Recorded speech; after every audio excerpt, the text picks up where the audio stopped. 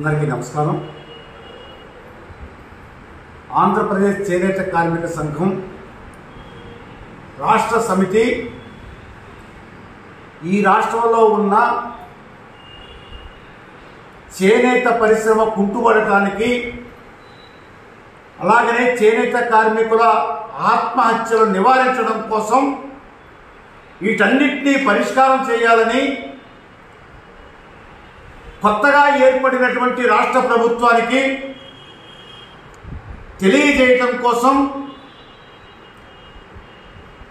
29/7/2024 సోమవారం రోజు ఉదయం రాష్ట్రంలోని 26 జిల్లాలలో చేనేత కార్మిక సంఘం ఆధ్వర్యాన కలెక్టర్ గారికి మెమోరాండం ఇవ్వడం జరుగుతూ ఉంది. ఈ మెమోరాండంలో కార్మికులు, మాస్టర్ వీవర్సు, సహకార సంఘాల వారు, చేనేత శ్రేయోభిలాషులు అందరూ కూడా వచ్చి ఈ కార్యక్రమాన్ని జయప్రదం చేసి ప్రభుత్వానికి ఈ సమస్యలను విన్నవించే దానిలో మీరు భాగస్వాములు కావాలని విజ్ఞప్తి చేస్తూ ఉన్నాం. ఇప్పుడు మొన్ననే కేంద్ర ప్రభుత్వం 48 లక్షల కోట్ల బడ్జెట్ ప్రవేశపెట్టి ఈ దేశంలో 6 కోట్ల మంది జనాభా చేనేతకు సంబంధించి ఉంటే కేవలం 200 కోట్ల రూపాయలు మాత్రమే చేనేతకి కేటాయించారు. అంటే చేనేతని కాపాడుతామని చెప్పినటువంటి ఈ బీజేపీ ఈ రోజున చేనేతని కనుమరుగు చేయడం కోసం కంకణం కట్టుకున్నట్టుగా అగుపడతా ఉంది. అలాగనే గత రాష్ట్ర ప్రభుత్వం కూడా ఈ రాష్ట్రంలో 2,50,000 కోట్ల రూపాయల బడ్జెట్లో కనీసం 1000 కోట్లు కేటాయించాల్సింది 200 కోట్లు మాత్రమే కేటాయించారు. కనుక ఈ రాష్ట్ర ప్రభుత్వం కూడా రేపు పెట్టబోయే బడ్జెట్లో 1000 కోట్లు కేటాయించాలని చెప్పని ఆంధ్రప్రదేశ్ చేనేత కార్మిక సంఘం విజ్ఞప్తి చేస్తూ ఉంది.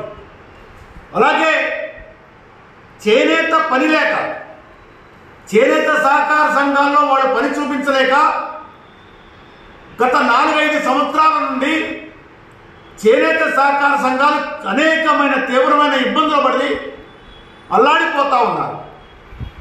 గత 10 సంవత్సరాల నుండి సహకార సంఘాలకు ఎన్నికలు నిర్వహించకుండా, వారికి రావాల్సిన బకాయిలు ఇవ్వకుండా ప్రభుత్వం పావలా వడ్డీ అయితేమి, త్రిప్ట్ బండి అయితేమి, పన్ను రాయితీ అయితేమి, ఇవన్నీ కూడా ఇవ్వకుండా సహకార సంఘాలని నిర్వీర్యం చేస్తూ ఉంది.